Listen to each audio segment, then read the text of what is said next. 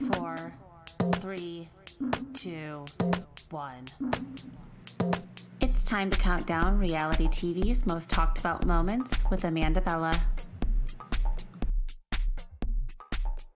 Hey everybody, welcome back to Bella Talks TV. This is Amanda Bella, and I have a great show planned for you guys today. I know it's been a couple of weeks. We have been busy in this house. We'll catch up a little bit here in the beginning about where I've been and what I've been doing. And of course, all roads lead back to Bravo because I can't go anywhere in this country, on this planet, without having some kind of Bravo-related tea come from it. So I'm excited for the show this week. I was going to try to do like a super-sized episode. I was playing around with a couple different ideas, like how am I going to come back? Like so much has happened in the last 2 weeks. Where do I even start? Like it's a top 5 countdown. If it's your first time here again, Bella Talks TV. Every week I round up a list of reality TV's most talked about moments. So I rate them, on a scale of 1 to 5, most talked about. That's just my opinion. And then I also do an OMG and an LOL moment of the week. So it was really hard to narrow it down to 5 moments in just my OMG and LOL. So I think what I kind of tried, I was like, do I do a top 10? How do I do this? But I kind of like clustered everything so that we can hopefully get through a bunch of topics. And I won't take up too much of your time, but you guys know I'm a little long-winded and I'm always trying to keep these episodes under an hour. But I get on, once I turn the mic on, it's like just a stream of consciousness. And the hardest part is always getting started. And isn't that just like such a metaphor for life? Because I'm telling you, I sit here like mentally I'm prepared. Like I've had my list. I know what's going on already. Like this is also something that I love doing because I don't have to study for it. Like I don't have to try. I don't have to it just is naturally stuff that I'm already going to know about and things I'm already going to care about and have the background knowledge on. So for me, it's more about just getting on here, having the space to talk about what's going on. I mean, it's not really, my point really here is not really to be spilling tea or necessarily doing some of these, I don't know, I have stories, specifically, I mean, it's not even to me, it's not really that hot of a story, which is why I'm not really telling it, but about Bronwyn from Salt Lake City. I have debated over the weekend, it's not really my story to tell sometimes. And even though it's a little bit juicy and people, I know how the Bravo fandom and the fan base is, they're rabid to sink their teeth into anything juicy about any of these people that might have happened in their past that they're not bringing up on camera and whatever. So just want to say and then also when you do bring it up, 50% of people are still going to be okay with it, justify it, or be like, oh, that's not that bad. So it's well, then what did I do all of this tea spilling for? So at the end of the day, I just kind of am here to round up and talk about things that are already happening and already out in the news and not really here to be talking too much about, tree. I try to go off of vibes / a little bit of facts. Sometimes you'll see me grab my cell phone and be like, okay, wait, let me double check this and fact check myself before I just go yapping about something I don't know about. Mix of the show is a little bit of vibes, a little bit of laughs. And hopefully you guys will enjoy the topics I picked to choose about this week. So, okay, so let's get kind of right into it because we have so much. Again, I tried to organize it into little clusters and lists of things. So instead of it being specific moments this week, it might be more broader topics that I'm kind of tying a couple other topics into. Candy, also my dog, always here, always present. Can't record without her. That's what I was kind of saying earlier about how it's hard to get started. I have my list. I know what's going on. I don't really have to get ready to do the show. But what I do have to get ready is my dog. She has to be fed, ready to chill, snacked up, boned up, comfy in her bed. She needs to be here with me because it's impossible. So hopefully, again, we won't have too many, interactions and disruptions this week so we can get through this list. But I'm here in New York. I'm only going to be here for about another week or so because for the last 6 winters, well, actually, before I even came along, before I met my husband, he was wintering in Florida because, who even does that? But long story short, I've been doing this for a year. Some of you guys know me pretty well now. My husband used to work in Costa Rica. So he had many, 8, 9 years without winters. And then when he moved back to the US, he pretty much was like, why would I deal with snow in like New York winters if I don't have to? So I've had the benefit of that as well. In the last 6 years, we've gone down to South Florida and kind of spent and split our time there. So that's why you'll hear me talk about Florida a lot. It's kind of like our second home. So our third home would really be Vegas. I mean, we used to have an apartment there too, but when COVID came and things happened, that was like the first place that we got rid of. But we still own property in Costa Rica. We have our place in Florida and we're here in New York, but it's about to be the holidays and stuff. So we're going to be coming back and forth from here and Florida. Speaking of Florida, again, if you're going to the Bravo Fan Fest in Miami, please let me know. Like, I mean, like I've stalked 2 people that like do not know me that I'm pretty sure. I mean, you guys, I think I learned as a young child, just to give you like a little bit of background about me, like I was one of 4 and I was raised in like a pretty like low socioeconomic background. So I think I learned to like yap and like make friends with kids so that I could get invited to things and do things because like I wasn't going to have that just like alone on my own. And so I think that's how I became like building my personality in life and being able to like talk to people and make friends so quickly. And like, it's just because I know that I just didn't have that like where I was from. So I really clung to like being able to build a life and have friends and family outside of where I was from because I needed to. It's like a defense mechanism, almost like a survival thing. Like I just yap, like I yap to save my life. And I just talk. And sometimes it's like, it just comes out because it's almost like me just trying to like make myself feel comfortable and like feel like I know everything that's going on. And at least I know that about myself. But so when it comes to starting the podcast and stuff, like I have no shame in my game to like reach out to other content creators, podcasters, even, Bravo celebrities. I don't really have like a total desire to be chatting it up with. I don't really do the meet and greets as much. Like I've done a few now, but I'm not really in the past wasn't like, I don't know, something about like flying too close to the sun. I'm not trying to like hang out with these Bravo celebs. A lot of people be like, oh, do you like want to be a housewife or do you trying to get like cast on these shows? It's like, absolutely not. Like I have no desire to be on television. I'm way too sensitive and I would like not be able to stand like one day. So I would Hannah Burner, like burn out and have like a psychotic break on an episode of Summer House. So it's really the last thing that I need. I have no shame in my game. I will reach out to some of these people and I won't put them on blast. But there's a few people that I've reached out that I know are going to Bravo Fan Fest and that I was like, hey, like I'm going to, like would love to meet up. And they just like leave me on red. I'm like, damn, it's so embarrassing. Or they'll respond and be like, yeah, but it's like, I'm just going to try to go and make friends and I'm going alone. Like I've gone to music festivals alone. I've traveled over by myself alone. Like these are skills in life that are important to have. I'm sure I'll make friends there, but I've been desperately trying to win tickets also. Like I have my own VIP or not. I didn't even do VIP because that was $800. I did general admission. It's a 1-day thing, Bravo Fan Fest, and it's just Saturday. And look what they just did for the Hayu or Hayu Fan Fest where everybody went to London and there was only like 25 Bravo celebs. That's what this is going to be like.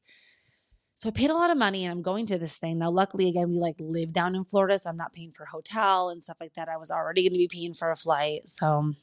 But I had reached out to Bravo, Watch What Happens Live. And by the way, if like any of you guys ever are in town, want to go to Watch What Happens Live, I have the email. Like I've been to Watch What Happens Live. You just email to get tickets. They put you in like a little lottery. They let you know if you can come. So I've been emailing back and forth with the girl from Watch What Happens Live and trying to be a virtual caller. I've got offered a couple different time slots. They haven't worked out. I'm offered again this week, 2 big names. Well, 3 kind of. So this week they're like, hey, Amanda, are you interested in doing virtual caller for any of these? And I look and I'm like, Monday, Jessel. Would love to do Jessel. And one of the girls from Saturday Night Live. I was like, okay, yeah, I'm down to do Jessel. And then it was like Wednesday, or I think Tuesday was like a random, how there's always like random. And I don't really do like the Below Deck nights. I used to be a huge Below Deck fan. Like in the years of Kate and Honey Eyes, If you know, you know. And then even into Daisy, Colin, and Gary's love triangle. But then I've kind of like gotten burnt out on Below Deck. I haven't been watching the last 2 seasons. So I was like, I wouldn't really want to do virtual caller for that night, but like I will if I have to. And then the Holy Grail, the skies opened up and Countess Luann was the option for Wednesday. She is going to be on with Stacy from Potomac. And I was like, please, girl, like I'm a huge Luann fan. Like I would love to be the virtual caller. And then I would also love for you guys to give me away tickets because, you know, they've been doing that. If you've been watching Watch What Happens Live, they've been giving the virtual callers tickets to the tapings in Miami. Because right now I only have tickets to the Watch What Happens or to the Fan Fest. I do not have Watch What Happens Live tickets because last year at BravoCon, they were like giving them away. And to buy them, they're over $100 worth of fees per taping. And there's 5 tapings. So I'm like, let me just try to get some free tickets to Watch What Happens Live at least. So I still don't know if I've gotten selected yet because they don't let you know until like the day of. But fingers crossed, you guys, that I am going to be the virtual caller with Luann. I'm manifesting it, putting it out into the universe right now. Please. That would be the best case scenario. And then hopefully I'll win tickets to the tapings. And that will be a complete full circle moment. Fingers crossed. If not, still going to the Fan Fest. I'm still working on my Bronwyn costume. Maybe I'll just show you guys like what I'm thinking because why not? We're already 12 minutes in, so there's no way I'm going to keep this under an hour. Okay, so let me just show you what I'm thinking as far as my Bronwyn costume. I'm going to be so mad if someone else is dressed up like her, but I've also told like 1,000 people I'm doing this. Someone is bound to copy me. Okay, I couldn't find the exact jacket that she had, but this is the jacket from Shein. Don't judge me. I'm not spending more than $100 on this costume. Like, I'm going to wear it for 3 hours. Okay, so, I mean, maybe I'll reuse this puffy jacket. I'm going to use this jacket for the Bronwyn jacket. And then I'm going to use these shoes because, again, a yellow leopard print is like not easy to find in a winter boot. So I was only able to find these like cute little, plus I am going to be walking and standing the entire day, walking around this convention. And I learned last year, which that's why I'm wearing my Send It to Daryl sweatshirt today, because we are going to be talking about Lala today. Wearing my Send It to Daryl hoodie today that I got at BravoCon in Vegas because it's just a good merch day. And I'm thinking about Bravo Fan Fest and just, you know, wearing this stuff. But when I wore this sweatshirt, I did like the Lala look from Watch What Happens Live when she did the hoodie with like the booties that are like the Kim K sock booty heel booties that are like the leggings. So I did that look and like by the first panel, I was walking around like a baby deer, like on ice. Like I couldn't walk anymore. My legs and my feet were bleeding. It was day 3 of the convention. So I learned my lesson. So this time I'm going to wear, cute little booties. So it's not like perfect leopard matching. Like it's going to have to hopefully be pulled all off together. And then for the actual outfit that I'm wearing underneath that, the closest thing that I was able to find was this little Amazon matching set, which is technically a bathing suit, but I'm getting it 2 sizes too big for me so that hopefully it will be more of like a not so tight. So I'm going to wear this with the puffer, with the little booties, and just wear my hair in like a slick back bun because obviously I'm not brunette. But how cute will that be, you guys? In Miami too. I mean, it's a little embarrassing to like be like this, but this is who I am. So I'm going to just live out loud. And then hopefully get some really cute pictures. And I think she's going to be there. So it'd be fun to meet Bronwyn. And that's a big reason why I didn't release the tea that I heard about her. Because if I meet her, I don't want her to be like, fuck this bitch for talking shit about me on TikTok. Which again, go check out my TikTok. I'm going to be I've been nervous to like tell anybody like who's going to steal my intellectual property, I guess. Like, and these might even already exist out there because, you know, I'm not like on TikTok that much yet. But I have decided I'm going to do, especially when I get to Florida, because when I get down there, I'm going to really need to like amp up my content and have some other things to be doing besides the podcast. And I want to do a TikTok series where I deep dive Bravo celebrities. So I want to start doing a series where hopefully I can get as much information as possible about each, star Bravo celebrity. Maybe I'll start with like a list of 20 that I can do. And then get as much information about them before they were on TV, and then kind of also talk about their trajectory since they've been on TV and do like some little deep dives. I think people will enjoy that. And I'm trying to find like a niche on TikTok, somewhere where I can do this. I've really enjoyed learning how to green screen and just talking shit and putting someone's picture up behind me and being like, yo, can you believe this?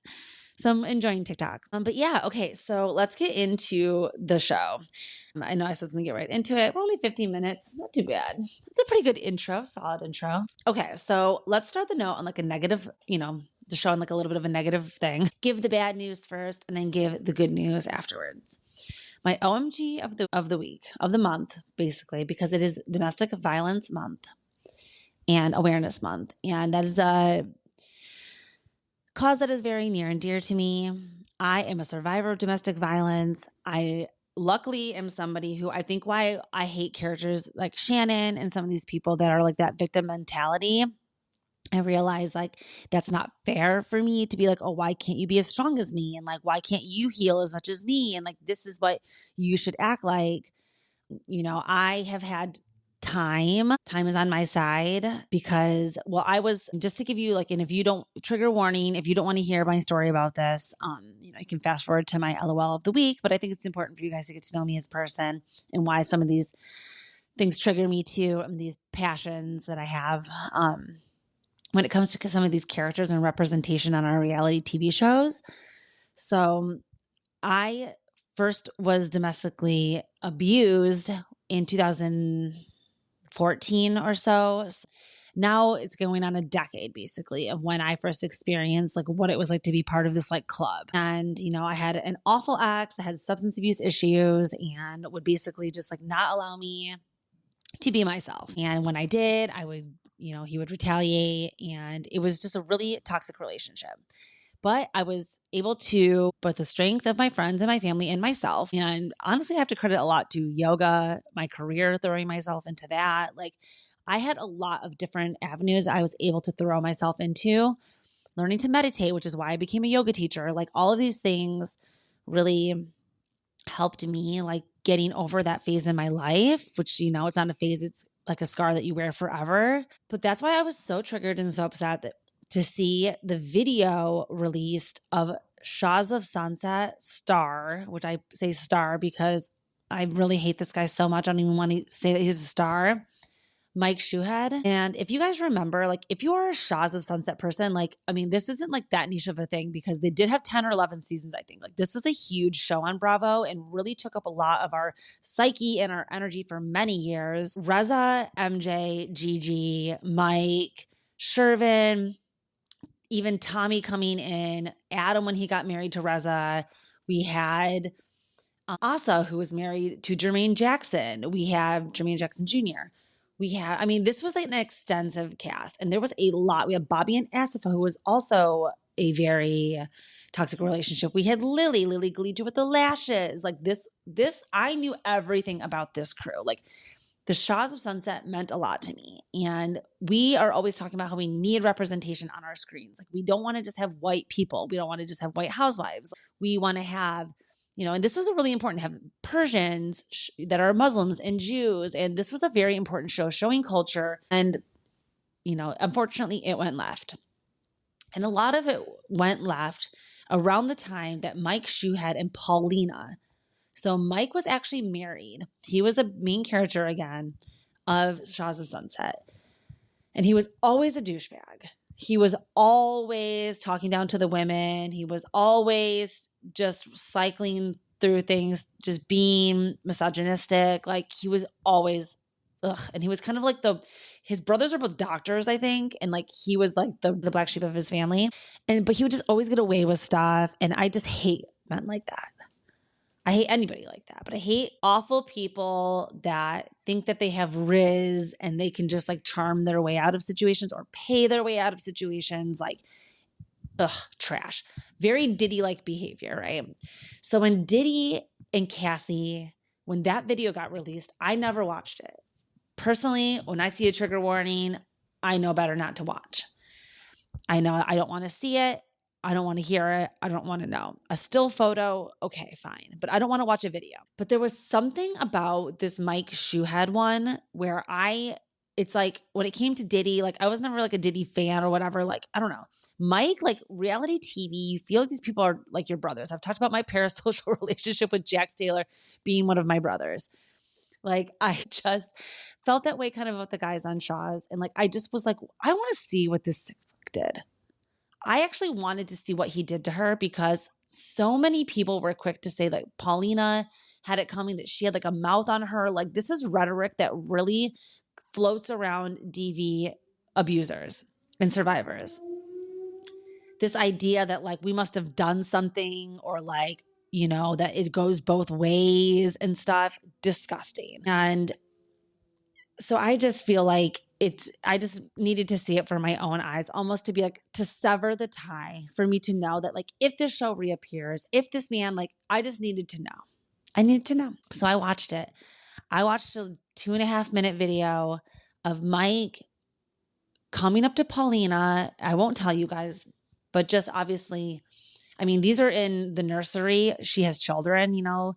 I wouldn't say it's a nursery, but the children's rooms, I think her children are toddlers. We saw Mike co-parenting and being excited to be a stepdad when now I see these videos of him like essentially choking her and doing other things to her in the children's room. And also it looks like in like a storage room or a closet or like an office room that they have too. I mean, there's stuff everywhere. You can tell that they've been fighting. She's throwing stuff out the windows. Like, I mean, it is a really disturbing video. And to see Mike in that light, like, it's like one thing to imagine it and to know that he's like that, but like there is evil in this world that walks amongst us. And that is like a perfect example of it. So I wanted to expose him. I wanted to remind everybody that talks about that show in a certain way. If you ever recap it or discuss it or decide to do a rewatch, I believe all episodes are on Netflix and on Peacock, maybe. If you decide to go down a deep dive and watch that show, like, just know who you're working with that. When he was married to Jessica, he got married to a girl in like one of the couple of first seasons that converted to Judaism for him and was a really big storyline. And then he cheated on her within like 6 months of marriage. So like, we already knew he was a piece of shit. She divorced him. That's when he dated Paulina. So, you know, it's a lot, but we talk about a lot of subjects on here. And I just wanted to talk about that because that was my OMG. Like, I couldn't believe I watched that. And then I couldn't believe I like kind of the way I felt afterwards was just angry and disgusted. And it really just made me remember that like, we really give a platform to a lot of people that don't deserve it and people that abuse it, literally. And we need to be more careful about the men that we're choosing to put on these shows and emulate as these gods. Okay, so that was it. That was my OMG moment of the week. Again, sorry for the triggers. Sorry for the negativity in the top of the show, but like, that just meant a lot to me. And the reason why that's back in the news is because even though it happened 2 years ago, it was just unsealed. Like, the video wasn't unsealed to the public or was able to be like, you know, I think it was presented in the case as evidence that they had in the court case and pressing charges and all this stuff. So it's now been released to the public and it's circulating again, and it's just not good. So prayers for Paulina. Now let's move into something funny. Let's totally switch gears here and let's have some LALA'S together because that's what the show is all about. And I want to talk about House of Villains again, which I believe was my LOL last time too.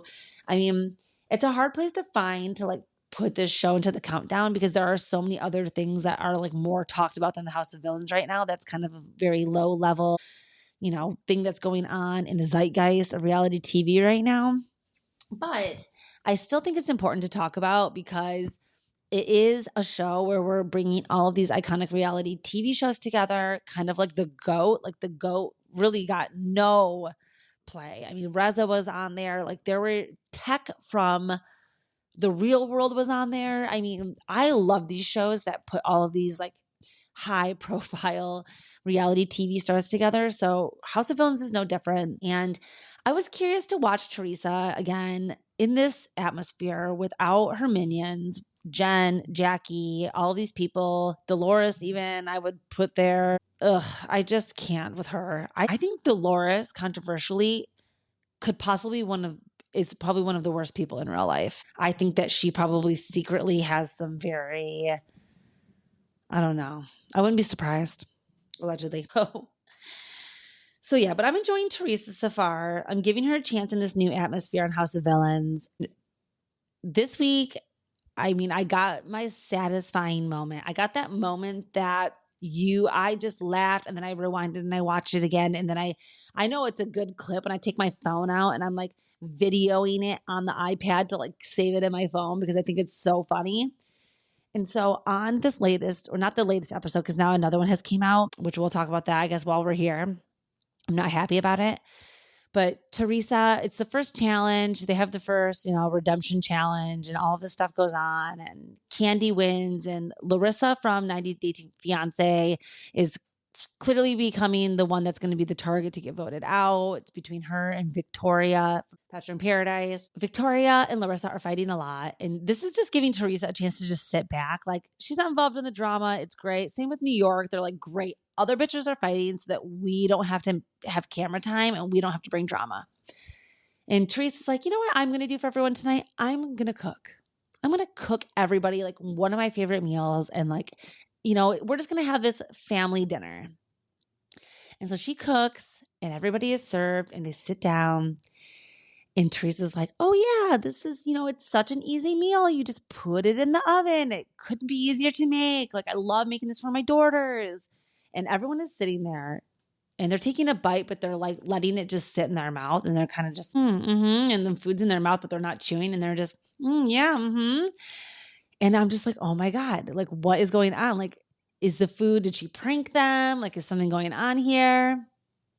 And then it cuts to everybody in their confessionals. And they're one after the other. Each villain is like, this tastes like shit. I have no idea what meal this is. There's no way this lady has cookbooks. I cannot believe I'm eating this. This is a salt bomb. This is disgusting. I cannot believe she cooks. This is insane. And it just felt so good. It felt so good because that would never happen on Housewives. Not to take stock in happiness and Teresa's, not to be a hater, but I am one. And I just felt so vindicated. And so like in that moment, like, yes, no one is kissing her ass. No one gives a fuck that her food tastes disgusting. And Jesse specifically like does not even eat any of it. And then I think it's Richard Hatch is like, wait, or Safari or somebody calls him out and is like, Peck, why aren't you eating your food? Like, it's so good. Take a bite. Don't just push it around your plate. And Teresa goes, I can handle it. You can tell me like what, you don't like it? Like, you can tell me what's wrong with it. And he's like, yeah, it's a salt bomb. And she gets in her confessional and she goes, fuck him. You can tell she's pissed. And if we know one thing about Teresa, in the moment, she's going to laugh it off and she's going to act like she didn't hear anything. But she's not going to play this out on the show. You're not going to see Teresa like come for him. You're not going to see Teresa like get everybody against him. She called Louis and said, you need to get Bo Dietl on Pectacular. Find everything out about this man. And let's just wait 6 months from now. Let's just see where this man is at. I think that she is the one that has, they had that blind that was like this East Coast New Jersey housewife has a close relationship with like the mob boss. And everybody thought it was Brynn. And then everybody thought it was Melissa Gorga. I think it's Teresa. I think Teresa has real ties. And that's why she doesn't give a fuck, because she knows that whoever she has ties with will literally bury somebody in concrete, allegedly. So yeah, I loved that moment. I was dying laughing. I thought that was so funny that nobody cared there. And then I got really upset the next episode when they brought Larsa in. Larsa is one of my least favorite housewives of all time.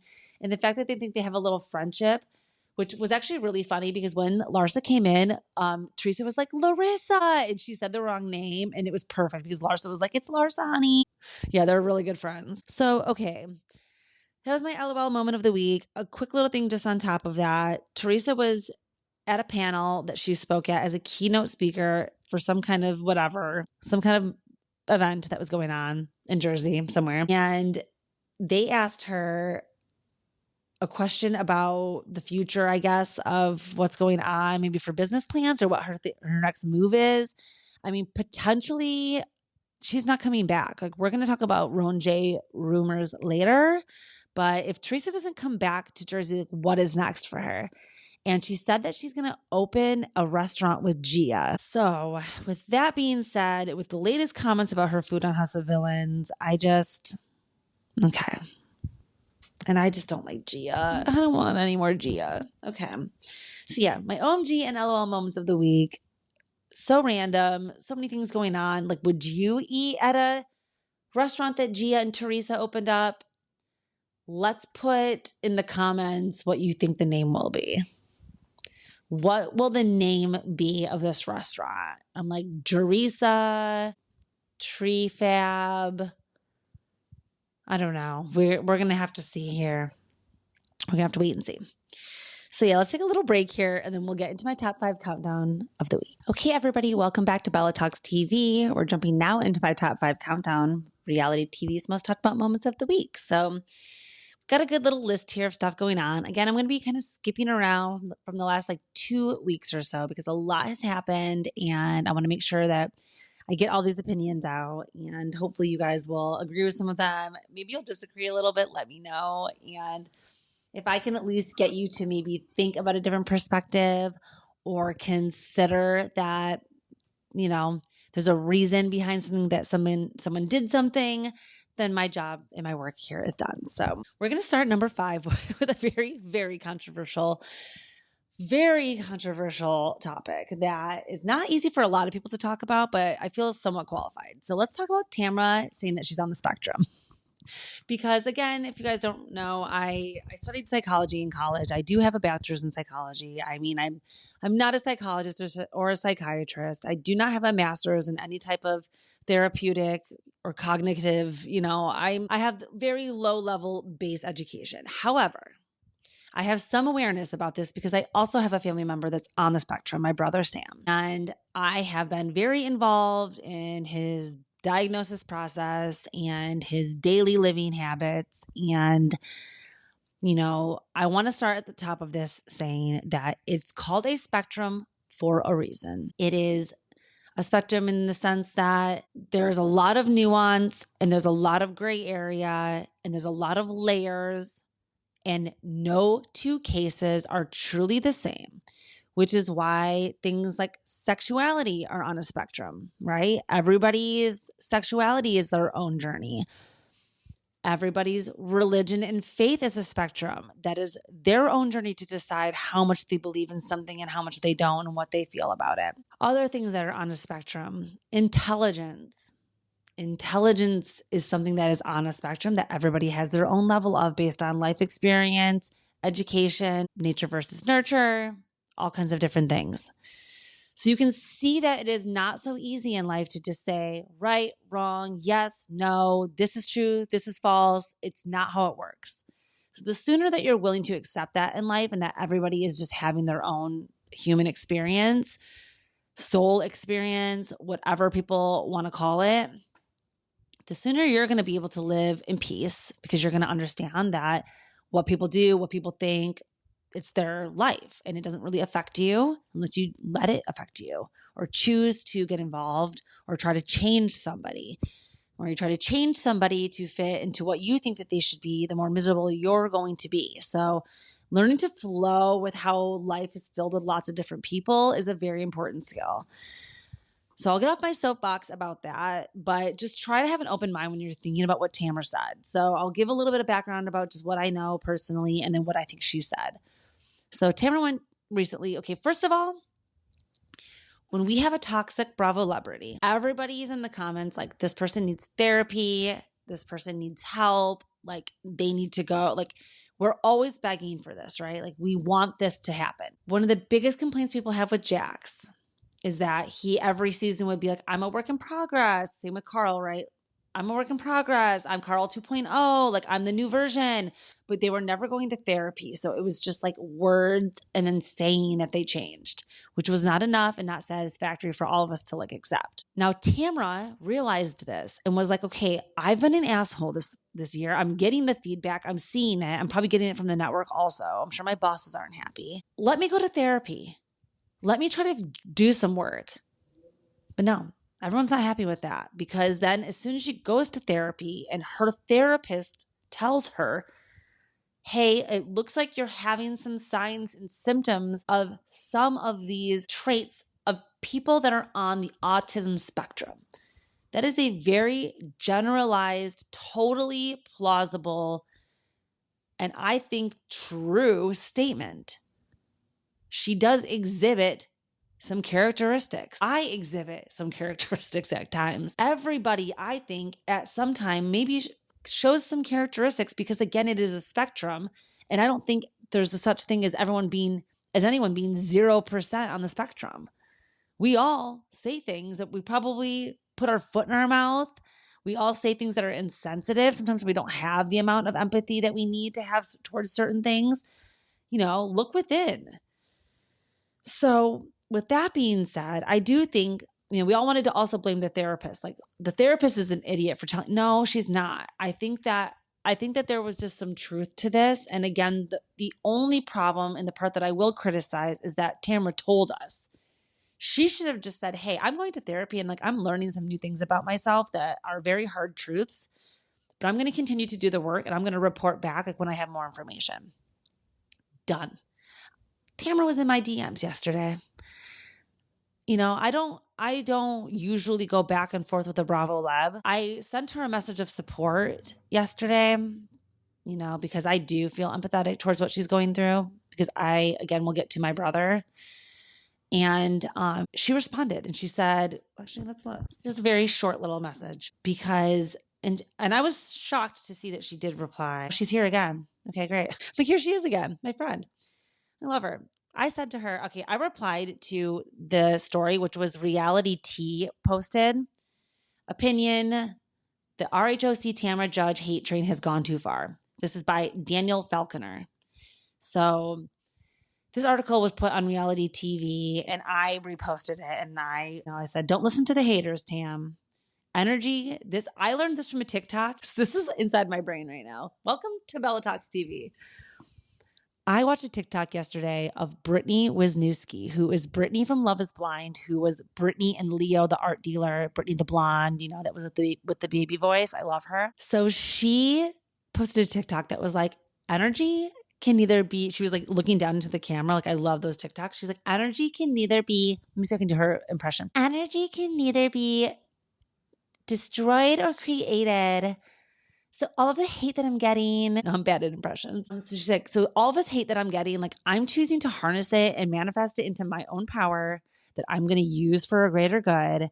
And I'm not going to let any of the hate that I'm getting like in any way bog me down. It's only going to fuel me to the stars.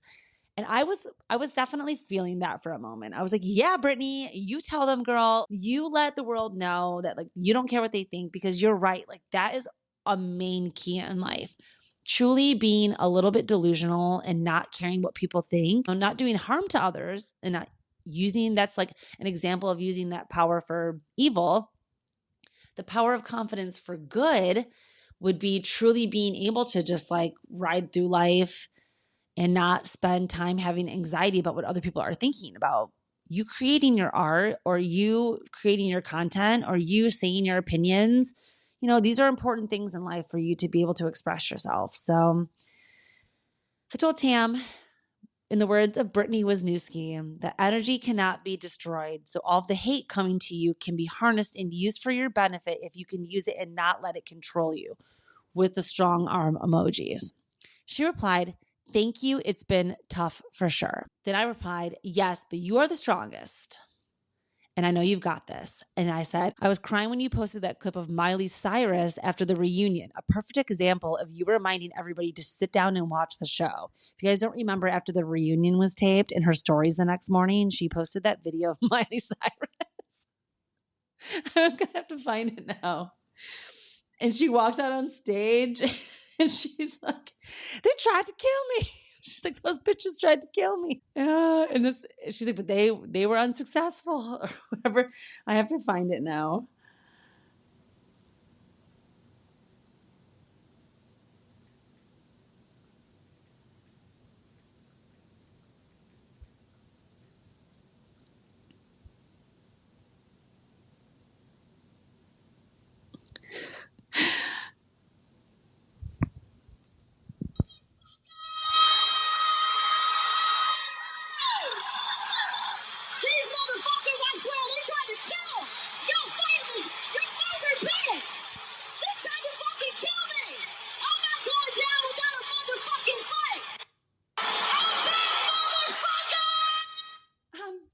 I'm sorry. Tamara posting that the day after the reunion That's iconic behavior. So I loved it. I loved it. Oh yeah. So back to the DM. So I messaged her and I told her like, that was fucking iconic.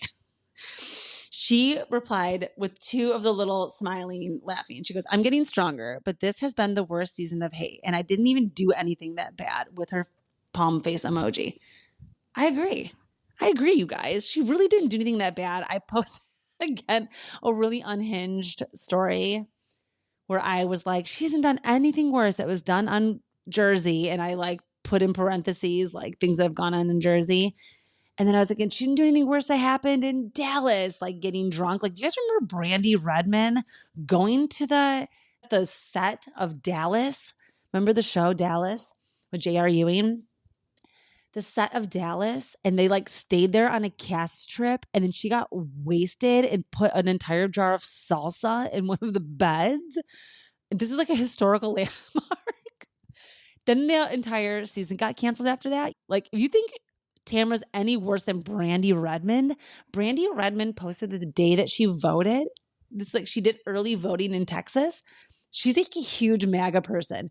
She posted and she put the sticker and she was in her car and she was like, just voted. And it said, Jesus and Trump are king. Okay, so you guys want to talk about Tamra being like the worst housewife we've ever had? Please don't get me started with Kelly Dodd again. I will go off. And Gretchen. Okay, we've had enough. So Tamra hasn't done anything that's that bad. I'm with everybody. Stand down and put down your pitchforks. Okay, so that was my number 5 most talked about moment of the week, the month, the season. And I can't wait for the reunion. And I think that OC, as much as I've been talking shit about like hating it, it's obviously kept me engaged and like has been a fun season. I'm glad that I'm sticking with my Tam. I'm not abandoning her, but it has been rough to ride for her. And I really do now think I know what it feels like to be a Teresa fan, because you have people constantly trying to convince you like what a piece of shit she is. And you're just like, I'm refused to see it. I have blinders on. Okay. So that was my number 5 again. Moving on to my number 4 most talked about moment of the week is, okay. Yeah. I wanted to make sure I mixed it up a little bit because of course, like I talked about Shahs a little bit, which is Bravo, but not Housewives. I talked a little bit House of Villains. We talked a little bit about Tamra and Rosie. And now I want to move it over to Salt Lake City. And let's talk about what's been going on with our Mormon wives, because a lot of things have been popping off, and including a new baby that was just born yesterday. So my number 4 most talked about moment of the week are all of the things that have happened in the Mormon wives community since they re-signed their contracts. So we know that season 2 has been announced. The ladies are back and they are filming according to some sources, but part of me has me wondering if that is true or not. So we know for sure it's back. Hulu made the announcement itself. Mormon wives are coming back. They signed a 20 episode deal. So we don't know if that's going to be next season's going to be 20 episodes or if it's going to be 2 10 episode seasons split up. But we do know that there are 20 episodes coming. And we know that everyone is coming back. I believe. I think that was confirmed. I mean, if I'm fake newsing, then I'm sorry. But I think everyone is coming back. Macy, Jesse, Layla, Demi, Taylor, Frankie, Paul, Whitney. I think I said Michaela, but she gets mentioned twice because she's my little ghost girl. And, I think I'm here for it. And Jen Affleck, of course. So these are the things that have been going on. At Dancing with the Stars, Jen was there with Zach in the audience. And that basically confirmed, because what we had been seeing online, I think in one of my recent episodes, I talked about the rumors that maybe Jen, or I definitely did a TikTok about it, about how Jen was seen without her ring. And then it looked like they moved, and then they weren't sure what was going on with Zach's school and when he was going. So there were just a lot of rumors flying about whether or not Zach and Jen were actually maybe going to get divorced. And everybody's like, no way, impossible. I have to say, a lot of these girls are divorced. Demi is divorced. Jesse is divorced. Layla is divorced. Taylor is divorced. Why wouldn't Jen get divorced? I was like, yeah, I actually believe that this girl could totally get divorced. She's making her own money. She's a breadwinner. Her mom lives with them, you guys, which is something I read online that they tried to keep off of the show, is revealing that Jen's mom actually lives with them. So that's another reason why I think that they're like more of a family unit that we're thinking, because then she works with the dad and they're all very entangled. So those were rumors that were flying. And then there were also rumors that Taylor and Dakota had broken up in the midst of season 2 filming. And, you know, Taylor was doing these TikToks and then they got called out for clickbaiting. And I saw a lot of people getting pissed in the fandom being like, okay, we know that this is you guys' first reality TV show, but like you can't go in on the off season and just like make up fake storylines to like you can't really like do that. I mean, I guess they could, like what are the rules? But people were getting really pissed that they were acting like they were all getting divorced. And then we were going to come back to the show to find out that they were really all just like teasing in the off season. So then all of a sudden out of nowhere, Dakota's on Taylor's Facebook again, or Taylor's Instagram again, being like, hey, we're back together. Yeah, oops. Like, okay. So now they're announcing they're back together. And then in the Dancing with the Stars, the night that Phaedra was eliminated, they pan to the audience and Jen and Zach are there. And it's like, why? Like, how freaking random. But I have a little theory that they did that because Hulu owns ABC, or ABC Hulu. It's all the same thing. And so they're connected, Dancing with the Stars and Mormon Wives.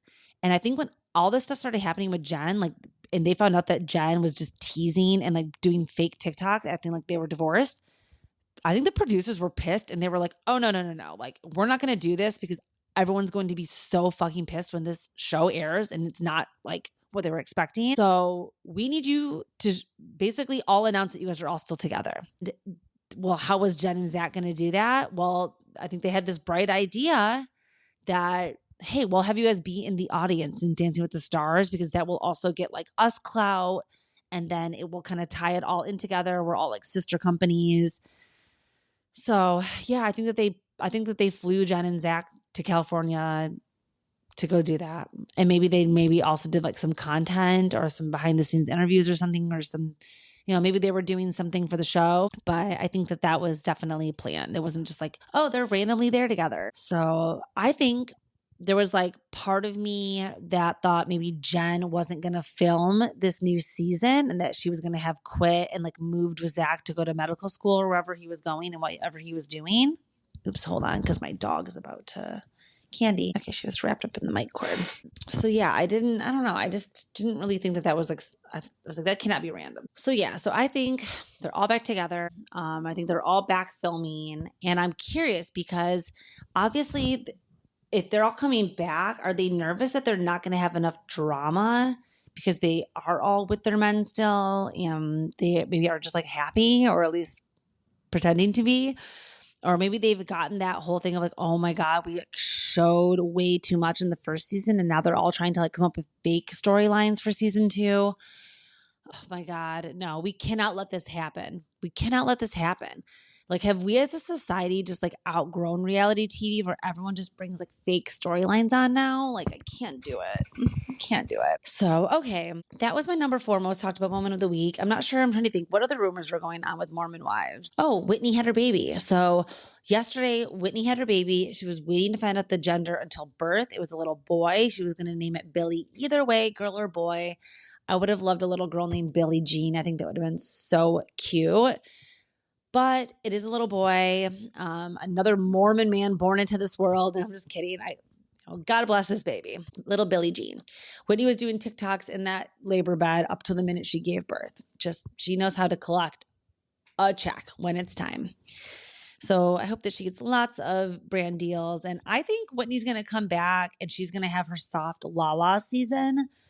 Being a newborn mom and all this stuff, I think that she's going to actually end up getting like a better edit this year. So that's my prediction. So yeah, that was my number 4 most talked about moment of the week, Mormon Wives. So let's move over to number 3, jumping right into Roni. We have got to talk about all the stuff that's been going on with Brynn because she has had quite the fall from grace this season. I believe we're 6 episodes into the new season of Roni and it's not looking good for her. So she's made some grave mistakes and I have to be honest. I'm going to be very honest with you guys because that's the only way I know how to be. So I'm going to tell you where I disagree with her, but also where I kind of see where she is coming from. And hopefully you guys will not cancel me. Not that I have to be like active to be canceled, but hopefully you guys will understand my perspective. I'm going to try to like play a little bit of devil's advocate, but I don't know if people are going to like what I have to say. So, okay, so this is the issue that's going on with our friend Brynn. Now, Brynn is a mixed race woman who is half black and half white. She is from Indiana. She was raised by her white grandma, but her father is black. And she's talked about this on last season. She's gone through her identity struggles and her crises. And so from what I think, what I'm gathering and what I'm psychoanalyzing is that she is just projecting. And she's also, I think, definitely internalized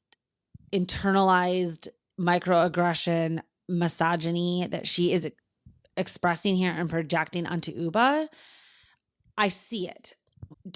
She doesn't get a pass just because we're like, okay, her trauma from having gender PTSD basically does not allow her to tell others how to deal with their trauma from their race. I think I said gender earlier. I meant to say race PTSD. So the real issue here is that they're in the Hamptons and UbaH and Brynn have not been getting along since last season's finale because UbaH was dating a man that lived in Connecticut that is now public with her. His name is Oliver, works in finance. I'm looking for a man in finance, 6'5". This is him. He's the man in finance. So UbaH wanted to keep this off camera. And that right there is, again, an issue for me. So I think Brynn, while, again, very Tamara-like, delivery is really wrong here, really messy, should have, like 1,000 other ways you could have done this, by maybe sitting down with her in a one-on-one conversation, by maybe saying something to her off camera. Like, there were just lots of other ways that she could have went upon this. But Brynn panicked last year because it was the season finale and she knew, okay, we need to make something happen at this reunion party, or at this, I keep calling it the reunion. It was the finale party. We need to make something happen at this finale party. It's the end of our first season as a group. And like, UbaH's not even talking about the fact that she's dating a man that lives in Connecticut. And so Brynn decided to be a little bone collector and reveal on camera, UbaH, why don't you talk about your man in Connecticut? Okay, clearly she was drinking too much. It was a lot. It was a mess.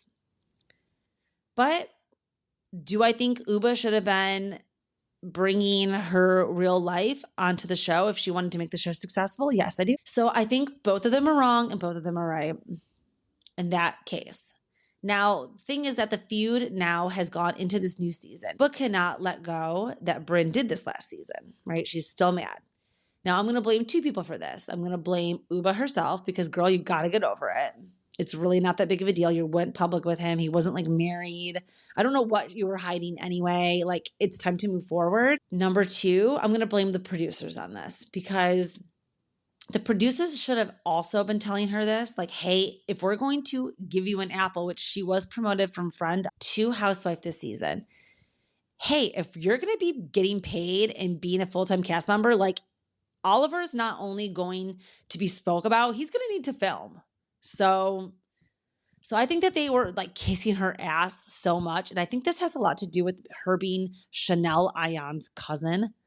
I have like a whole thing too about like Chanel Ayan right now. Like I also like, she's giving me the ick. I have the ick for her.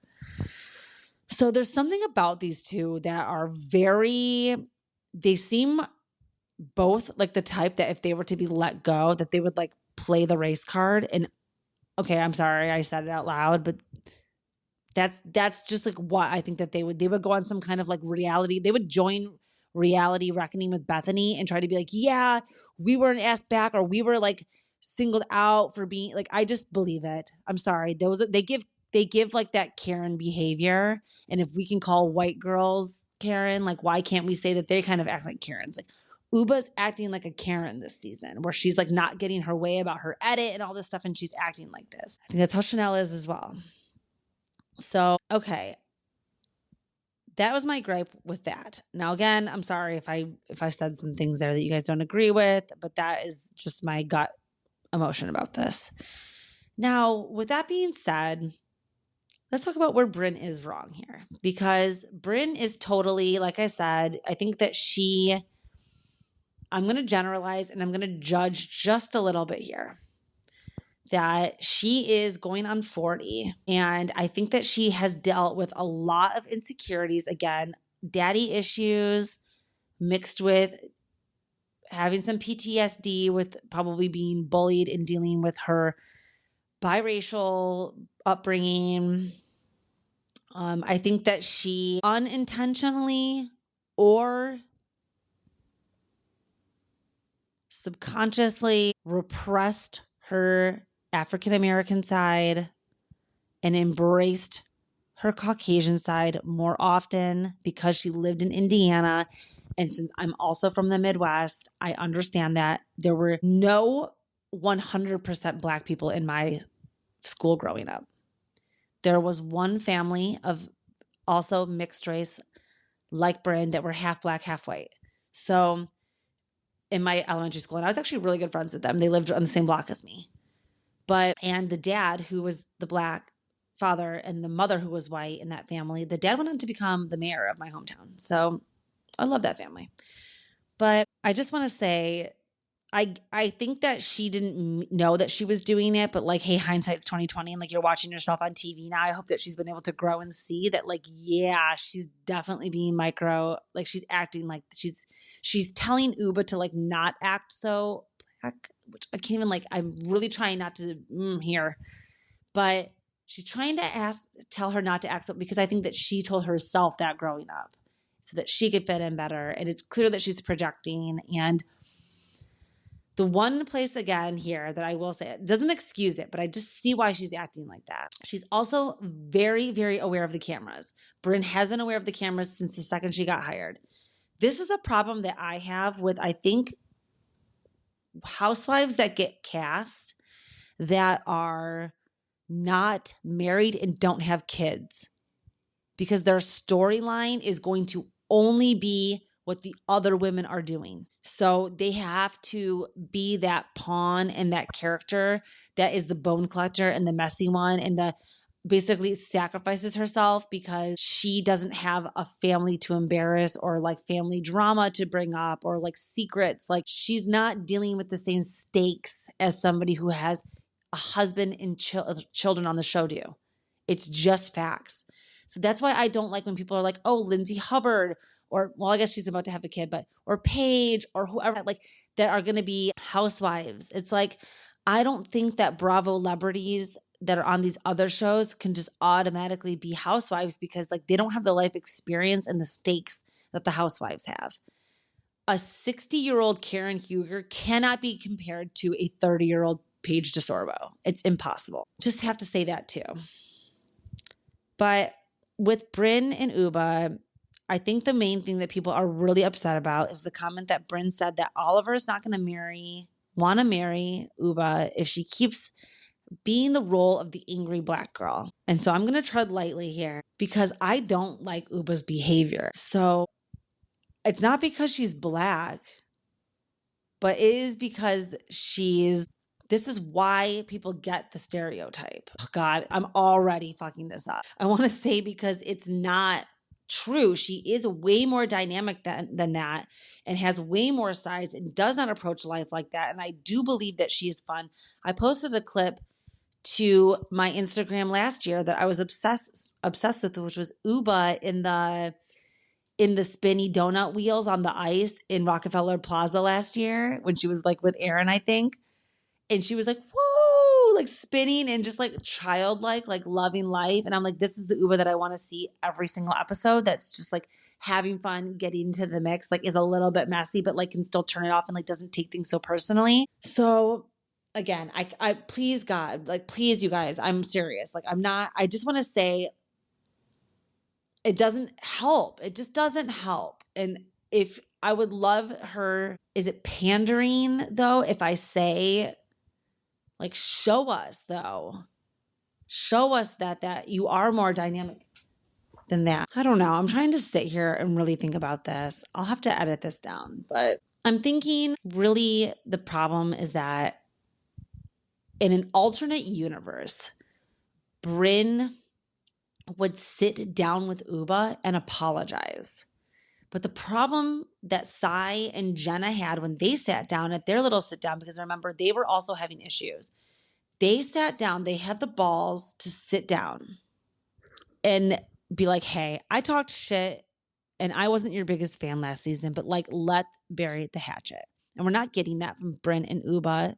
So that is the problem, because I think that if Brynn could just do that, that would have avoided this entire situation.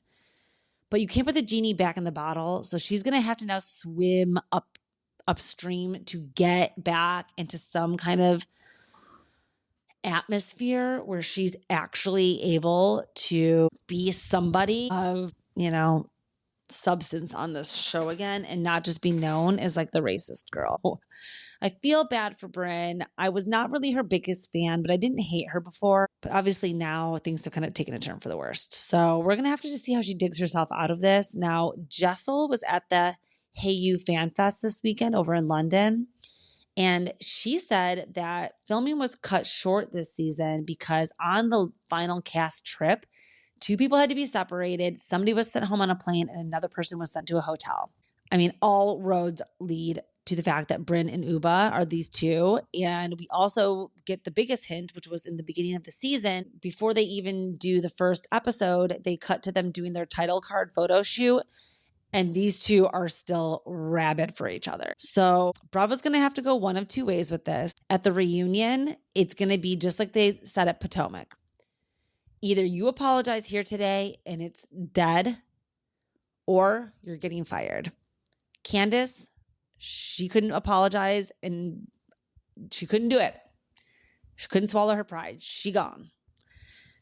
I don't really know what happened with Crystal, to be honest. I'm still gloating, but I think because she didn't sit at the reunion and kind of speak up in the right way and like own it and be able to talk shit to everyone's face at least, then they were like, okay, you're fired. Like, I think Andy's going to be like, Brynn, UbaH, this is it. You're both gone if you don't sit here and patch it up. Because I always have to remind everybody that the reunions are for reconciliation and moving forward and apologizing. They are not for rehashing and relitigating and fueling, which is why Jersey's getting fired, because every reunion, it just gets worse and worse and worse. Okay, so that was my number 3 most talked about moment of the week, were the Jessel comments and basically what the heck's going to happen with Roni and Brynn. Girl, hire the same person that Trishelle had for the unconscious bias training. Trishelle's getting hired for things again. You will be able to maybe at least have House of Villains traders in your future if you can come to the reunion and say, look what I'm doing to grow. Just don't go the route of Tamara and just do not say you were on the spectrum. Because we saw that ended up. So, okay. Let's move on to my number 2 most talked about moment of the week, which is over in Salt Lake City. Dana Pam. I love when Dana Pam resurfaces. Dana Pam Wilkie, 25,000. 25,000. Can you believe? One of my favorite friends of. So if you guys go to Wikipedia, a little fun fact, if you ever need to Wikipedia a housewife, there's little charts that will kind of show, like if you do Salt Lake City, it will go through each season, who was a Salt Lake City housewife, who was a friend of, and they actually call them guests, which are like the floating characters that aren't even friends of. So you'll see. And Dana Pam Wilkie was just a guest of the first season of Real Housewives of Beverly Hills. And this girl is still around and somewhat still relevant, making a name for herself in the housewives world because of her podcast. And on the latest season of Salt Lake City Housewives, one of the main through lines is Whitney Rose and her Alibaba. Does she buy her jewelry from Alibaba for $4 and then upsell it for $200 on her website? Does she do it? And she's never confirmed or denied, but a lot of the rumors have been brought up on camera now. First, it was Lisa asking Meredith if she knew that Meredith went to Heather and said, I heard this. And then Heather told Whitney, hey, this is going around. And then that's when Whitney decided to then have Up and Adam basically be the person that's going to come onto the show and say, hey, you tell me that you heard these rumors and that you heard them from Lisa.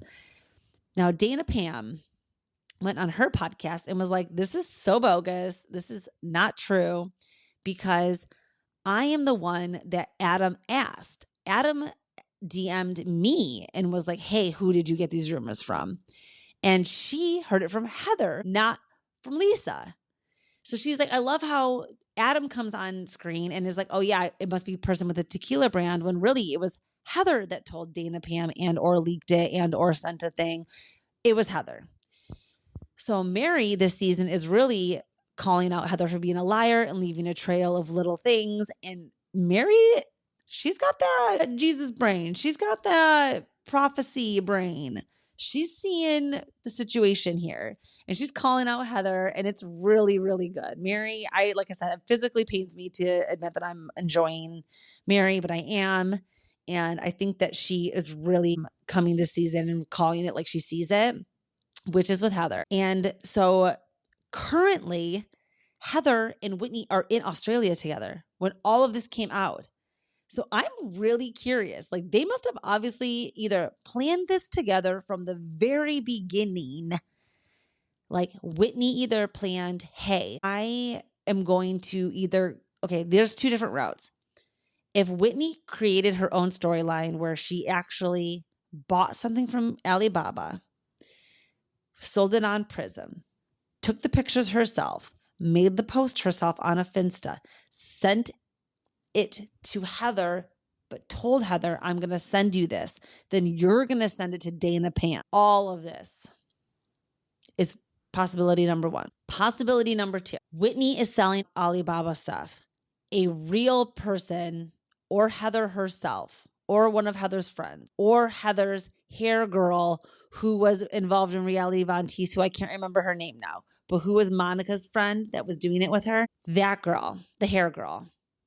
Or the hair girl discovers the Alibaba posts, tells Heather. Whitney doesn't know. Heather tells Dana. Dana tells Adam. Adam tells Whitney. The producers edit it to make it look like Lisa and to also get Whitney mad to have a storyline fighting with Lisa. All because Whitney thinks there's always the motive. Whitney is a little Whitney Drew, and she's like, my motive. Their motive. The motive for Lisa was that Whitney talked shit on the Vile Files. So then to get Whitney back, Lisa did all of this. That is what she's saying. So those are the possibilities of what's really going on here. There's a new episode tonight, so we will see how this continues to unfold. When I went to the watch party, Heather, Meredith, and Lisa were together. They seemed like they were getting along pretty well. So up until the reunion, even Meredith was quoted recently saying that she might not even be that close with Lisa now. We'll have to wait and see. So yeah, that was my number 2 most talked about moment of the week, is all this drama with Dana Pam, up and Adam. What the truth is Heather behind all of this? I don't know, but I love that Mary is calling her out. And okay, so while we're on the subject, let me just spill the smallest bit of tea and you guys can put it together. What I was going to say about Bronwyn is that I heard that her daughter Gwen was put in a therapeutic boarding school. And the reason why that is so controversial is because if you guys watched seasons 1 and 2 of Paris in Love on Peacock, Paris Hilton is in a current mission of life where she is getting therapeutic boarding schools closed because they're abusive and no child should ever have to go to them. And she's doing pretty good at getting them banned and closed and getting things happen and getting things having to be disclosed, and laws are changing. So when I heard this, I was pretty upset to think that Bronwyn would send her daughter away to one of these schools because it's not good parenting. And one of the biggest storylines on the Real Housewives of Salt Lake City this season is being a bad parent and parent shaming and this whole thing. Okay. So another controversial thing this season is the fact that, bad parent shaming and all this stuff. And I know sometimes I can say some comments too about parenting. I was really hard on Brittany from Vanderpump Rules. It's not about mom shaming, but I have to say something that, again, I know is not going to probably make sense or make very many people happy, but there are bad parents out there. Okay. They exist. And I think when you admit that not everybody is a good parent, what that does is it leaves space, it holds space for people to consider whether or not they are a good parent or a bad parent, instead of operating from a place of like, okay, even if I am a bad parent, no one can call me out and I can just live in this like bubble of being a bad parent and like, let me just do my thing. Child Protective Services exists for a reason. Okay. You can be a bad parent. You can be neglectful. You can be abusive. You can be neither of those things, but still have a traumatic impact on raising your children because of choices that you make or things that you teach them or things that they're exposed to. It is a fact of life. So yes, sending your child to an abusive therapeutic boarding school is not being a good parent. So it's knowingly putting your child in harm's way. And I don't understand why it's like so controversial to tell people. So that's just my rant number one. My rant number two about this is that there's all these different conversations that are going on in Salt Lake City. One, if Mary Cosby was a more present mother, was more paying attention to Robert Cosby, all of these things, was not just enabling, would he be addicted to fentanyl and be having DWIs and being in rehab? If Lisa Barlow was not so busy with her career and things, would little Henry be playing video games till 2 a.m? If Electra is being exposed to the fact that her father has had rumors spread about him, but being gay on national television, is Angie K a bad mom because she's putting her daughter on television? It's like there's all of these different arguments, right, that are going to come in. And not every decision, way things are handled, things that are going on are good and are positive. But the fact is that it is authentic. And I think that is more of the story that should be told of like, hey, I messed up as a parent here. I could have done more. Hey, I'm struggling with my child who's not doing this or like that. Like, what do you guys think I should do? Like, I need help as a mom. Like, why is there so much shame around that? It should be way more of a conversation in our society of like, hey, like, I see that you're dealing with this. Like, from an outside perspective, have you tried this? You know, this is what worked for my niece or nephew. Like, why can't we feel comfortable being like, hey, like your child, there's something going on. Or you as a parent, like you're really missing, like, you know, there are like standards, I think, in being a good parent. And you don't just get to say you're a good parent unless you meet the standards. So I don't know. I know that's very controversial. And like when and if I do ever have children, I know I'm going to put my foot in my mouth and be like, wow, like if anybody talks shit about me. But on the other hand, if I was being a bad parent, if I was being blind to something I wasn't seeing, if I was, you know, unaware of something, if I was really struggling, I would really expect someone to tell me. In my family, my husband, a parent of mine, my child himself, being like, hey, mom, I need you. This is messed up. Like when Jade and Jax on Beverly Hills told Garcelle, like, you're not really being that great of a mom. You're gone all the time. You barely ask us shit. When we're around, you don't like, they were being honest. And everyone was like, oh, how shame. No, I think we need more. Tell people when they're doing bad, because how can people improve? Like, how can you get better? How can you end these traumatic generational trauma cycles that end up in these families? There needs to be, the first step is admitting that there's a problem. So why don't we admit first that there are bad moms and there's bad parents, and it happens. There's also bad kids. It happens.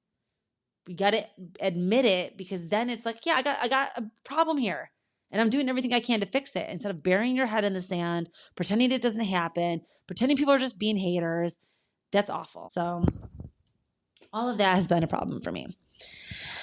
So yeah, that was really my number 2 most talked about moment of the week. There's a lot going on in Salt Lake City, and there's a lot to talk about and a lot to keep our eye on there. So that was an interesting one. So let's finish. I have 2 things I want to do still, actually. So even after my top 5 countdown ends here, we're about to move into number 1. I'm still going to talk a little bit afterwards. So my number 1 most talked about moment of the week is, and the reason why I'm wearing this sweatshirt is because we have to talk about Lala's appearance on Jeff Lewis and what is going on with Vanderpump Rules. Because as you guys know, I am a huge fan. It means a lot to me. And it's all very controversial. So number one most talked about moment of the week is Lala Ken's appearance on Jeff Lewis. Let's break it down and let's talk about all of the swirling rumors that have then came afterwards. So when Lala was on Jeff Lewis recently, Jeff and Ryan Bailey, my brother in podcasting, Ryan Bailey, sat down with Lala and what seemed like tried to kind of get through to her. And they tried to break that firmament layer that is around her, of that bubble that she lives in, and tried to get her to see reality here. And they first off start by asking her, like, have you ever tried to reconcile with Ariana? Are you gonna try? Like, what's going on with that? And she's very quick to be like, nope, have no interest in that. I see no future there. And then Jeff and Ryan are like, are you kidding me, Lala? Like, things are so bad. Like, you're so hurt. They're basically like laughing, but then they're kind of like smirking in a way of like, are you even kidding me that like you can still be so mad and so upset about something that really had nothing to do with you, which was the fact that she goes on to say, if everyone would have treated me with Randall the way that Ariana treated with the Tom situation, she still lived with him during the breakup. All of these things. She constantly is comparing her and Randall to Ariana and Tom when they are completely different. One, Randall owned the home. Lala had no say in it. Okay. So that's first off. If you abandon the property in, I believe, California laws, check the Bravo docket. Once you abandon the property, I believe that then there's in a court of law, should you need to fight it or whatever, if Ariana and Tom did have to go to trial over the sale of this house, it would have been brought into law that it was an abandoned property by Ariana if she left it. So she can't leave, because then Tom would have been like, oh, she obviously didn't care because she left the house the day, and she never came back and I had to take care of it and I was responsible for all the bills and all these things. She needed to be present. I think it was also like that gray rocking thing too, where she was like, I'm not fucking leaving. My animals are here. My name is on the lease. I paid 50% of it. I would have done the same thing, even though going back to my relationship that I was in, I left my ex that I was living with because, and I remember the exact day. So we had signed a lease and moved in together in like September or October. And then over the winter, things had gotten really bad and he was cheating on me a lot and a lot of things were happening. It was very Steven from Love is Blind. It was not always like real cheating, but like also like a lot of virtual sexting and like weird cheating too. I consider that cheating. So if you're like FaceTiming with some girl, yeah, that's cheating. So anyways, I had caught him doing a lot of stuff and it was like, okay, but we signed a lease and like where I had nowhere to go. All of my friends, I had pretty much been isolated from at that point. Like some of them probably would have let me in like a very bad situation move in with them, but like I didn't want to have to do that. So around like March, I started being like, okay, I can't continue to live like this. Like every woman has their breaking point. If you've been in one of these relationships, like you do wake up one day and you're like, I cannot live another day like this. So I reached my breaking point and I had a coworker that was moving and she was talking to me about how she was getting ready to move to California. We were living in Chicago. And I was like, wow, like, where's your apartment? All this stuff. She kind of was like saying, where it was and stuff. And I was like, okay, yeah, like I know that neighborhood and how much do you pay and stuff. And I kind of started breaking it down. I'm like, I think I could afford that. So once I realized, I was like, okay, well, if your place is about to be up, like, let me come meet your landlord. So I went and met her landlord and was basically like, hey, I'm interested in moving into her apartment when she moves at the beginning of the month. And we worked out a deal. And so I paid my thing and I knew secretly, like my ex didn't know for like at least a week that like I had found a place, put a security deposit down and that I was going to move. So I kind of started getting my friends, figuring out how I was going to move, having one of my coworkers bring a truck, like was like, hey, this day at this time, like he's going to be at work, like let me know, I'm going to come move out. So Lala did the same thing. She did like thing where she had her two gays roll up with the U-Haul. She threw all of her stuff in the middle of the night and like rolled out when Randall was gone, like shooting something. Took the baby and ran. So she had just a very different situation than Ariana. Like Ariana didn't feel like Lala felt unsafe. Lala felt like something was going to happen to her.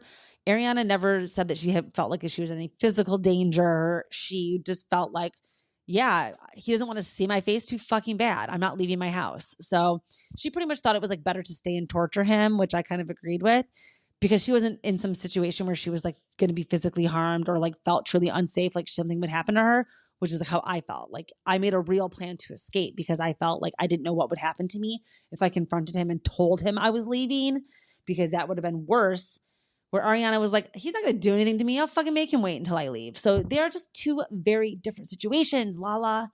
So I hate that she's constantly trying to put them on the same plane. It's just, they're different worlds. The second problem that we have with this is that Lala goes on to say that, well, because Ariana and Lala don't have a future of repairing the relationship, there's no future to VPR because there's no more story to tell. Ariana and Tom aren't together anymore. Ariana and Lala aren't friends anymore. It's like there's nothing left to say. Now, Sheena went on her podcast and said, I actually disagree with Lala, which is always music to my ears. I disagree with her. There's lots more story to tell because this is a reality TV show. We're living our real lives. And as long as we're alive, there's going to be more story to tell. So Lala, you are wrong. There's more story to tell. So it's very frustrating to hear these conflicting rumors of like whether or not there's more story to tell or not. Now, I was in Las Vegas last week for the When We Were Young music festival. Sheena was there. Katie was there. Danielle Oliveira was there from Summer House. She was also staying at my hotel and I DM'd her with her a little bit. So yeah, there were Bravo Labs. I didn't see any of them though, which is really disappointing. I was really hoping I would like run into some of them, but no, it was a good time. So I met When We Were Young and Sheena confirmed on her podcast that Katie was there. She is dating Nick Martin. Sheena ran into Katie and they were friendly together. So I think that in a future season of Vanderpump Rules, we could actually see some scenes with Katie. Now, Sheena popped in to watch What Happens Live recently. She also said that her and Ariana are on speaking terms and they're okay. So again, that doesn't say to me, okay, there's no path forward. Now, it was recently revealed that Ariana makes more on Vanderpump Rules than Love Island, Broadway, and I think someone mentioned like her cocktail books or like some other thing that she does combined.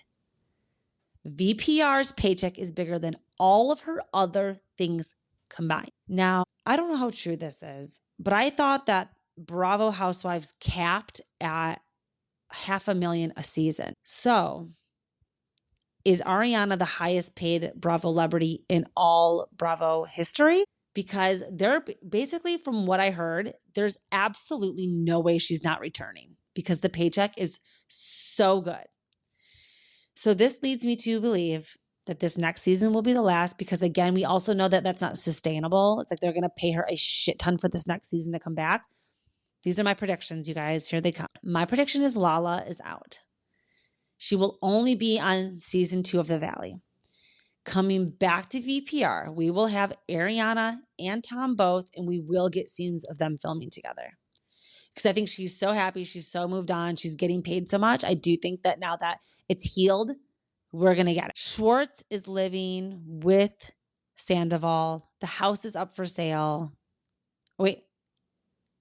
I also heard Victoria Lee, who is Sandoval's girlfriend, is living with Sandoval. Jax is maybe living with Schwartz. Yeah, Jax and Schwartz are living in the same complex. Basically, what we're trying to say is Jax is going to be back in Vanderpump Rules is what I'm trying to say. Jax, Sandoval, Schwartz. It'll be kind of like Southern Charm, like the guys are the lead. Ariana will be back with Katie. Katie and Sheena, they'll be okay. Sheena will be filming with the girls. James and Allie will be back because there were also rumors that Allie and James broke up because VPR was getting canceled and or that maybe James and Lala were both leaving the show and then Allie consequentially will then break up with James because we all know that she doesn't love that man and she's using him for clout. So I'm thinking that is a possibility. Either just Lala is out because she burned her own bridge, or James and Lala are out. James will continue to DJ and have his career Allie, she's out. Lala, over to the valley. Possible. Who else? Brock, we, of course, Messy Boots Brock, he'll be back. And then they also teased new people, which I don't love. So I'm thinking the reason why Rachel goes rogue is officially done is that she did that for two purposes: to stay relevant to Vanderpump Rules in hopes that once time passed, she would either get the offer that Ariana got, the huge astronomical paycheck to come back, or that enough time would pass that she would truly just detach, which is what happened. So she gone. She said that she's done talking about it. She's done thinking about it. She's never coming back to reality TV, and she's moving on with her life. So she's gone. My predictions, Joe is still lingering. I'm trying to think if there will be drama with anybody with Jax. Maybe we'll have a little bit of Peter back. Okay, I saw the article that said that Lisa Vanderpump, she also has been asked to basically step down from filming and that they don't want Nana Vanderpump anymore in the show, which is kind of funny and sad. I think I told you guys a few times that she's opening another restaurant in Vegas called Pinky's, and I can't wait to go there. Okay, yeah, so pretty much I think that's it for like the Lala on Jeff Lewis Vanderpump Rules rumors. Okay, so when I was at When We Were Young Festival, also, I was with my best friend, Alex, who I've been friends with since I was 12 years old. Now, she was like, hey, she was like, I have to fly to Beijing tomorrow. I'm like, what? She's like, yeah, for work, straight from Vegas. I'm like, that's insane. So we're leaving Vegas, and she's on her flight, and she messages me, and she's like, holy shit, you're not going to believe who's on my flight. And I'm like, who could it be? Hey, I'm like, who's going to Beijing? I'm like, I don't know. Who goes like international? Lady Gaga? No, it was Ariana and Dan. And they were sitting one row in front of her. She got a ton of pictures that she sent me. I tried to send them to TMZ. Nobody wanted anything to do with it. Nobody cares as much as me. But yeah, so the fact that Ariana right now is in Beijing, I'm wondering if this is because this is going to be like her final vacation, or if she's coming back and just doing Broadway and not taking the paycheck. I mean, like I said, these are all rumors and nothing's been confirmed. So we don't know if she's returning. I just heard that the paycheck was good and there's no way she's going to say no. So yeah, I think that was pretty much it though, but we're going to have to just wait and see truly how everything breaks down. I don't hate Lala going over to the Valley because again, I didn't gag over season 1 of the Valley like everyone else did. I didn't think it was like so good. I actually think a lot of the storylines were staged, and I think the whole thing with Brittany and Jax was staged and played out for the show. I think that that's how they got them to film it, because we know Jax produced it and Jax went to Bravo and said, hey, this is like what we're going to do. So I think that that was totally planned. I think the stuff with Jesse and Michelle also was like a real divorce that happened, but like was very encouraged by the show and by Brittany and by all of this stuff.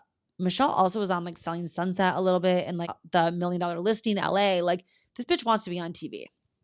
So I think that the Jesse Lolly stuff, whatever. I think Kristen and Luke, are you absolutely kidding me? That is so for TV. Kristen was like, I need to be on this show and I need to have a baby. She's basically using that man for sperm and for a storyline. No, Luke is not endgame. I cannot believe they're engaged. I think they also just got engaged for the show, which is we know is going to be seen on season 2. But the main part of it all is that it was revealed that Brittany dated a guy that Lala used to hook up with. And this was also on the Jeff Lewis Live. So we know that they filmed the commercials during Jeff Lewis Live. They just let the camera roll. And they tell them, don't say anything during commercial because it could be used against you. Lala forgot that, started yapping to Ryan Bailey during commercial.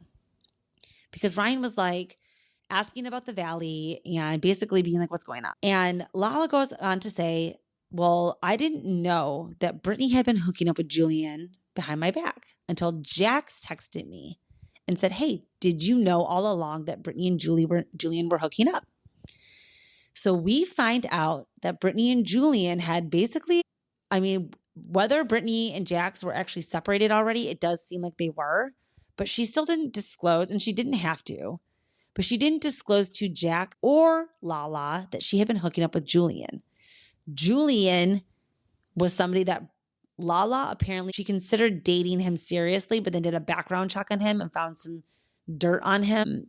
I think maybe he had been married before, that he had hidden children, or that he was engaged at the time that he was having this affair with Brittany. So it all comes out that even Brittany didn't even ask Lala, like, hey girl, can I like hang out with this guy?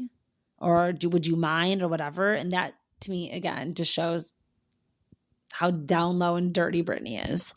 Lala's not happy with Brittany that she kept it as a secret from her. That kind of like broke girl code. Plus, remember, they had the drama with the nanny, stealing the nanny, all of this stuff, being mad at Brittany and her mom. I see and smell a huge Brittany versus Lala feud coming, and I'm here for it. I'm here for it. It's why I'm donning the Send It to Daryl shirt again. It's why I'm getting ready to sink my teeth into a new season of The Valley.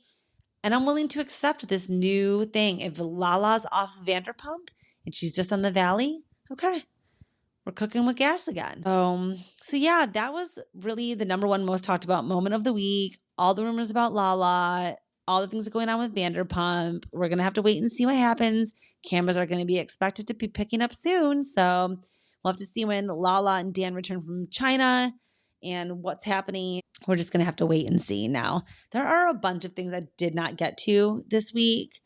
So I think what I'm going to do is do a little bonus episode where I go over the trailers for the Real Housewives of Beverly Hills, the Southern Charm trailer.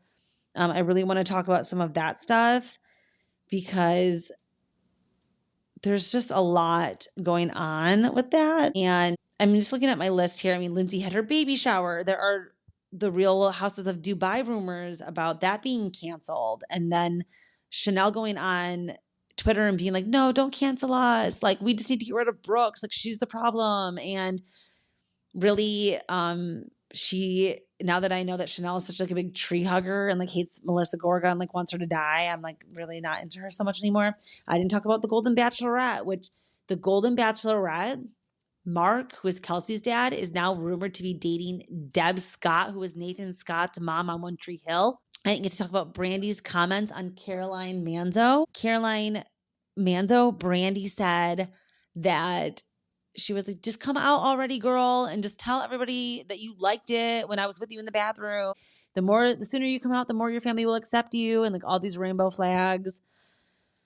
Jersey is a mess. Jersey is a mess. The Dina Manzo stuff, disgusting. Caroline writing in support of her own sister being abused, absolutely appalling.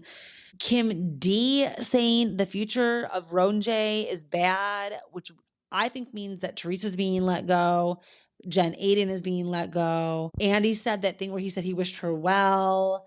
We didn't even get to talk about that. I mean, there are so many different rumors and things going on. It's really crazy. Okay, I will leave you guys with that, but please make sure you rate, review, leave a comment, 5 stars, tell people what you like about the show. If you're following me on YouTube, go to my TikTok at Bella Talks TV is everything. I don't know, guys, just go support me, please, please, please, please, please. And keep in touch and make sure you send me any notes or anything that you want to hear about in the future. Okay, let me let you go. It's been an hour and 45 minutes. I love you all. Have a great week. Ciao, Bella.